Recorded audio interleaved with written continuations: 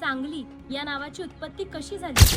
काहींच्या मते कृष्णा वारणा या नद्यांचा संगमावर वसलेलं हे गाव म्हणून श्रंगमहल्ली, तर काहींच्या मते संगलगी या कन्नड शब्दाचा अपभ्रंश होऊन सांगली असं नाव आलं। सातारा जिल्ह्यातले 4 तालुके आणि कर्नाटक सीमेवरचे 2 तालुके असा मिळून एकत्र सातारा दक्षिण जिल्हा तयार करण्यात आला।